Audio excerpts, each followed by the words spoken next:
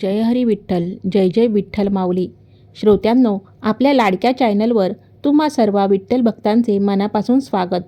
आज मी तुम्हाला महाराष्ट्राच्या पावनभूमीतील अशा एका महान आणि निस्सीम भक्तीची कथा सांगणार आहे, जिच्या एका हाकेसाठी थेट वैकुंठाचा राजा विठुराया धावून आला. तुम्हाला माहिती आहे का, एक अशी थोर संत स्त्री होऊन गेली, जिने संसारातील अतोनात छळ, दुःख आणि अपमान सहन केले, पण तिच्या मुखातील विठ्ठलाचे नाव कधीच सुटले नाही. तिच्या भक्तीची ताकद इतकी अफाट होती की स्वतः विठ्ठलाने तिचे रूप घेऊन तिची घरची सगळी कामे केली. ही कथा आहे संत सखूबाईची. विठ्ठलाच्या भक्तीवरील अपार माया आणि चमत्कार ऐकून तुमचे डोळे पाणावल्याशिवाय राहणार नाहीत. संकटे कितीही मोठी असली तरी ईश्वरावरील विश्वास कधीही वाया जात नाही, ही शिकवण देणारी ही कथा शेवटपर्यंत नक्की ऐका.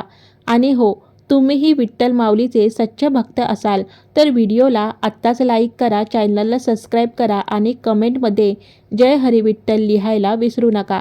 चला तर मग कथेला आपण सुरुवात करूया. शेकडो वर्षापूर्वीची ही गोष्ट.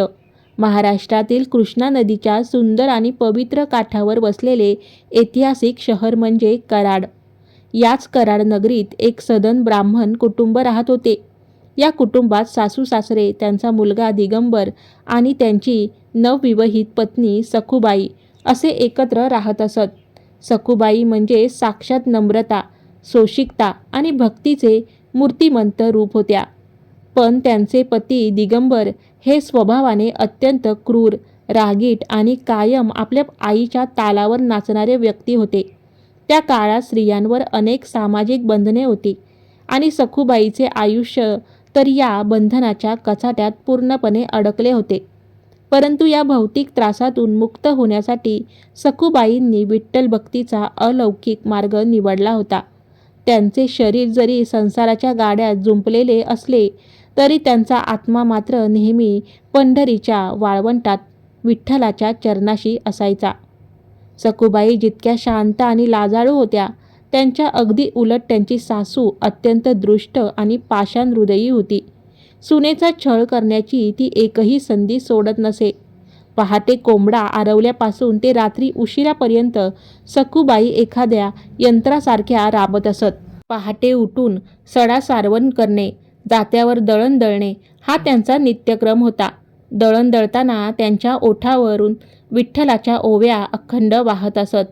त्यानंतर गोठ्यातील शेण काढणे, नदीवरून पाण्याचे जड हंडे भरून आणणे आणि सर्वांसाठी स्वयंपाक करणे. एवढे कष्ट करूनही त्या दृष्ट सासूचे समाधान होत नव्हते. ती सतत सखूबाईंना टोमणे मारायची. कधी पाठीवर काठीने बेदम मारहाण करायची, तर कधी अंगावर गरम पाणी फेकायची. दिवसभर राबूनही सखूबाईंना पोटभर अन्न मिळत नसे. अनेक रात्री त्यांना उपाशी पोटी अश्रू गाळत झोपावे लागे. पण सखूबाईंनी कधीही उलट उत्तर दिले नाही. त्या या दुःखालाही विठ्ठलाची कृपा मानत, कारण याच दुःखामुळे त्यांना विठ्ठलाची तीव्र ओढ लागली होती.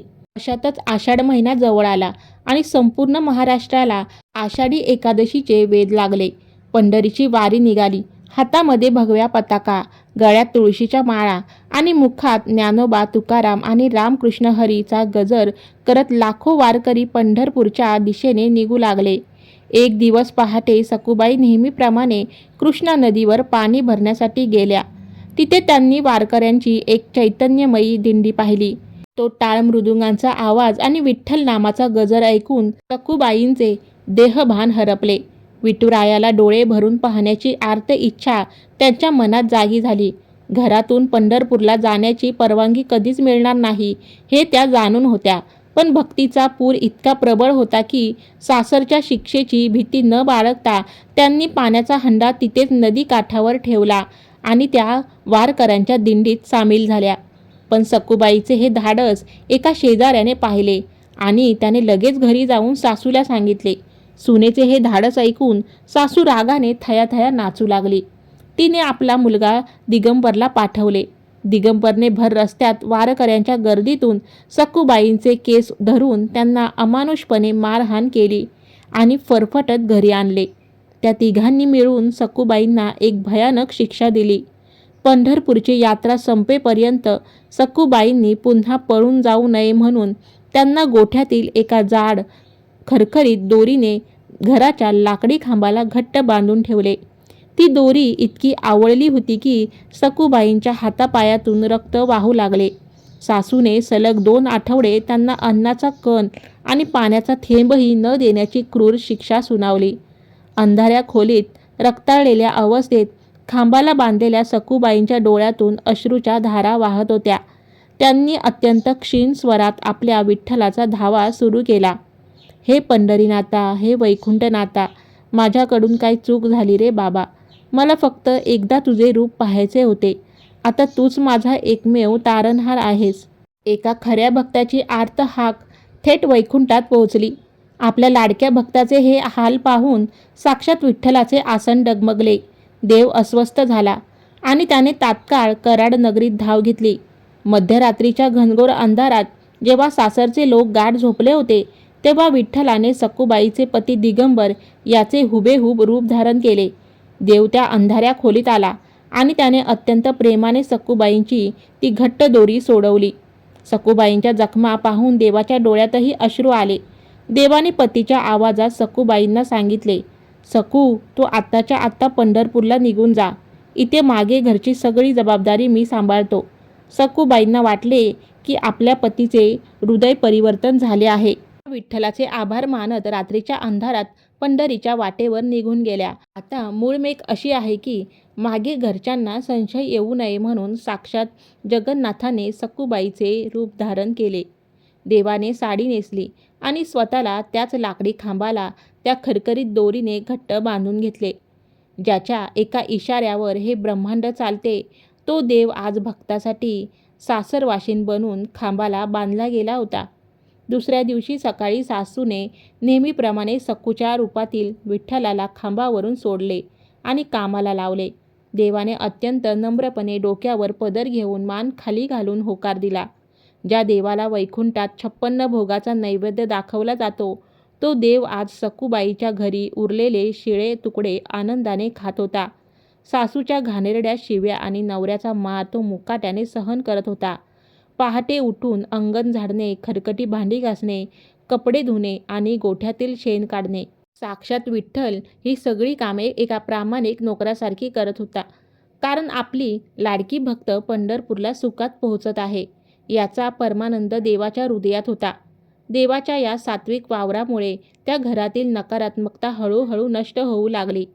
सासू सासरे आणि पतीच्या मनातील क्रूरता वितळू लागली आणि घरात एक वेगळी शांतता पसरली. तिकडे खऱ्या सखूबाई अनेक दिवसाचा खडतर पायी प्रवास करून अखेर पंढरपुरात पोहोचल्या. विठ्ठल मंदिराचा कळस पाहताच त्यांच्या डोळ्यातून आनंद अश्रू वाहू लागले. त्यांनी नामदेव पायरीला स्पर्श केला आणि मुख्य गाभाऱ्यात प्रवेश केला. विठेवर उभा असलेला आपला सावळा विठ्ठल पाहताच सखूबाईंनी धावत जाऊन देवाच्या चरणावर मस्तक ठेवले. त्यांच्या मनातील दुःख कायमचे संपले होते. त्यांनी मनोमन ठरवले की आता या संसारात परत जायचे नाही. विठ्ठलाच्या नामाचा गजर करत अत्यंत शांतपणे सखूबाईंनी विठ्ठलाच्या चरणी आपला नश्वर देह त्यागला आणि महासमाधी घेतली. त्यांचा आत्मा कायमचा विठ्ठलामध्ये विलीन झाला.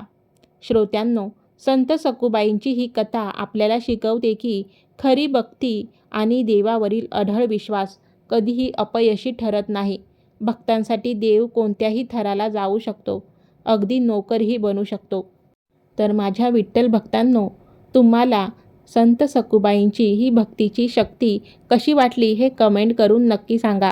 व्हिडिओला लाईक करा, जास्तीत जास्त शेअर करा आणि चॅनलला सबस्क्राईब करायला विसरू नका.